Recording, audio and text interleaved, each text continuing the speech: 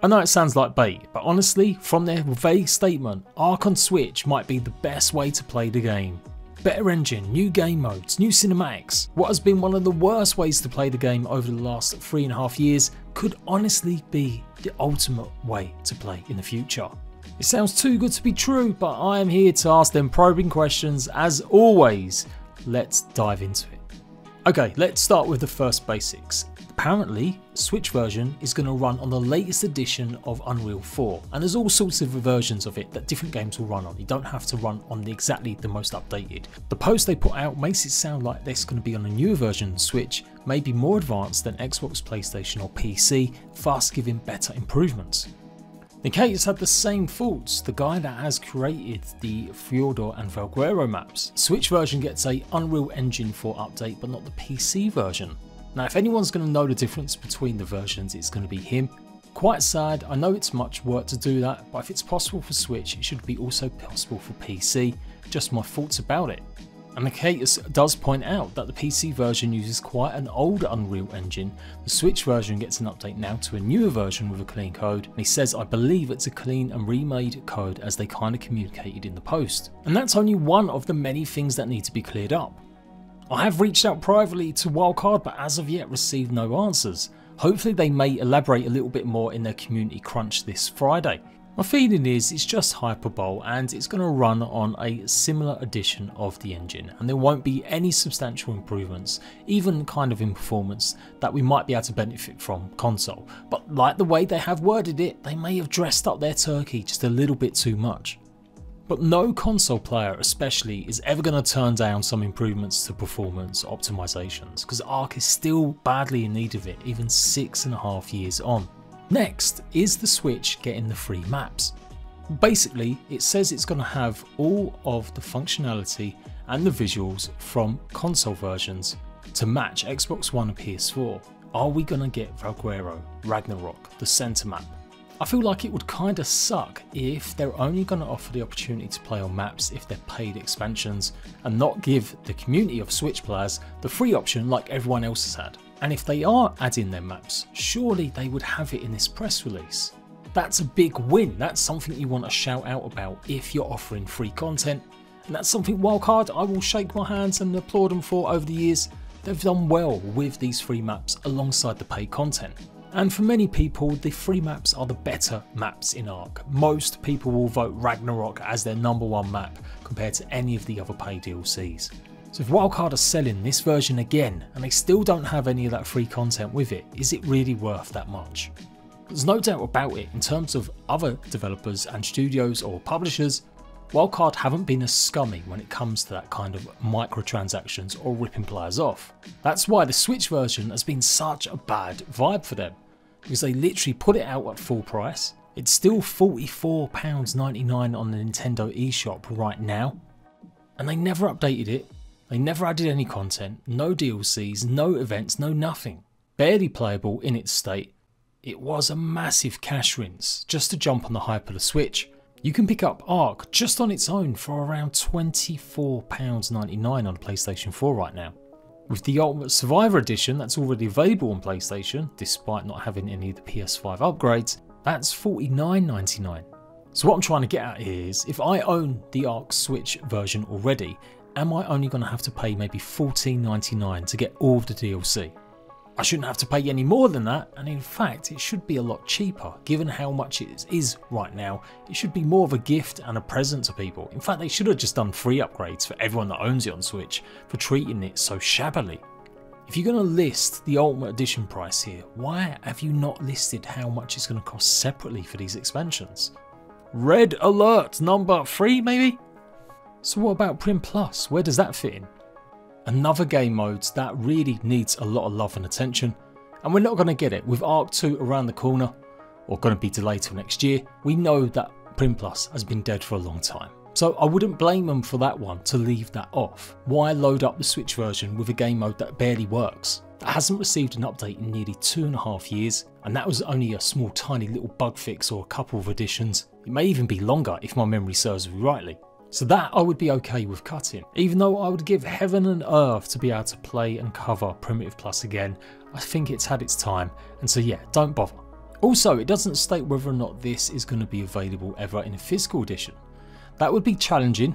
The official press announcement only references the eShop, but equally as challenging is surely getting all of these maps to run on a small download. So are they going to be releasing this stuff in a cloud-based way?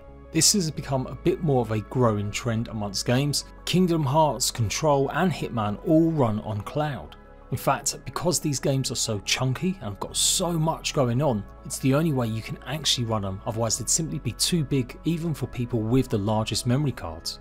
Or in fact, the game system just wouldn't be able to actually handle it with its native chip, hence why these are stream-only games. So if they do plan to do this in the future, surely they should be talking and telling us in its first announcement. And it may seem like additional hate, or I'm just crapping on it and not being positive, but let's face it, Wildcard have only ever released 2 DLCs on time, and one of them was like a hidden surprise. That was Scorched Earth, and the only other time they've released something bang on time was Lost Island.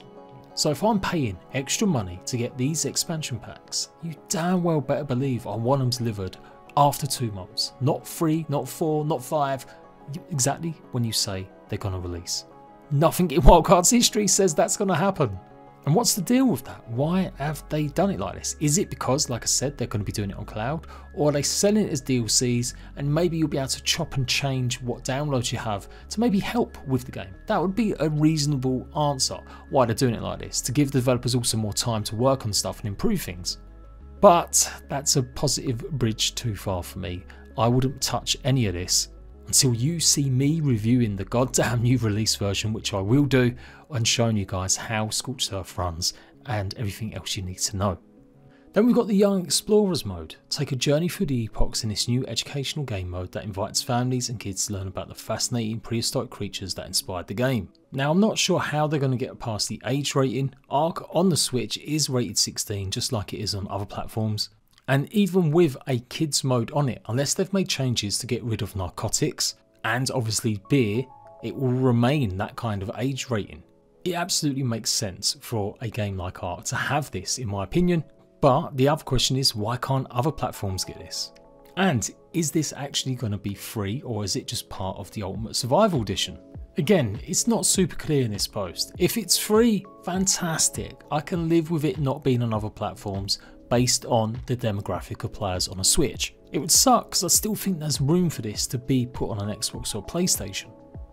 But if the only way you can play this new mode is by ponying up a full price game again, then yeah, we got problems.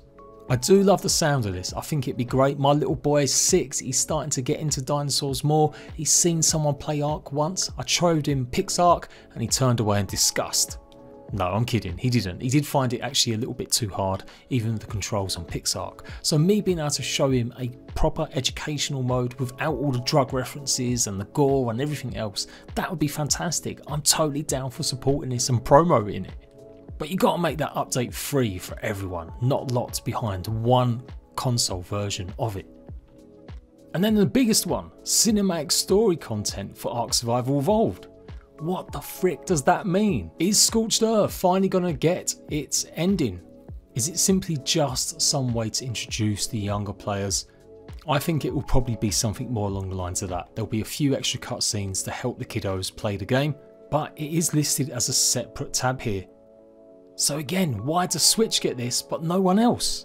Maybe Wildcard are trying to keep some sort of surprises. That would be amazing if at the same time as this drops, what if we got a Scorched Earth Ascension ending, a proper one? And what if this update goes live for Xbox and PlayStation at the same time?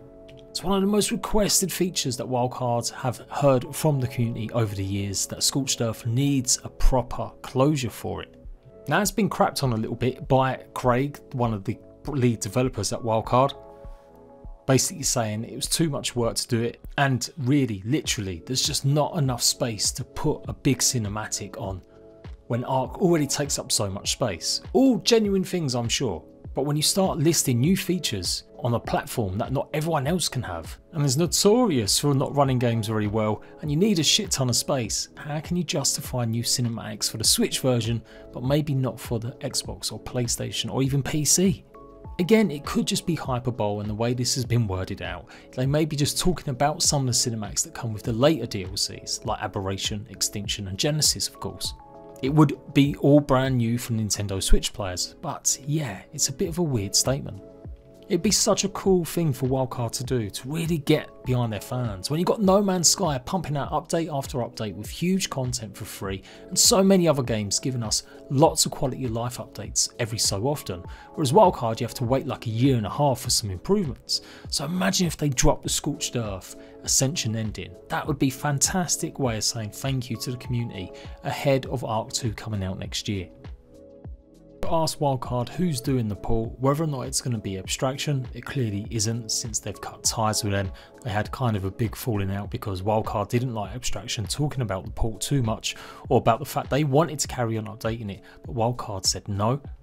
Is it going to be their mobile developers? These things matter because depending on who's doing it, you might have a bit more trust, but since they don't mention the developers at all, just that they're third party, again, it's a bit sus. I don't want to hate on stuff, but after years of covering ARK, I feared the worst, and in the absence of proper information given clearly, you can only presume the worst when it comes to stuff like this. Will ARK on Switch really be the better way to play ARK? If it's got Scorched Earth cinematics, if it's got a brand new game mode to play, if it runs and looks just as okay or good as an Xbox or PlayStation 4 version, it truly could be something great. Is it worth spending more money on though? Or like £45, $50 on or whatever? I don't know, man. So many big red flags in this post that they put out with no other additional information, no answers from any of the devs that I've asked, and it just feels like it could be another bit of a cash grab. I really hope not. There are some good things here. If they can implement that across the board to other systems, or give us some really good valid reasons why they had to include it in the price of a new version, then I'm all open to listening to it. But yeah, it is suspect. Do not buy this version of ARK until you see it running, until you get some of these answers, because you need to know. I will be there to deliver them answers if we get them, and I'll give you my full honest review about the game when it does come out. So until then, I'll see you ratbags later.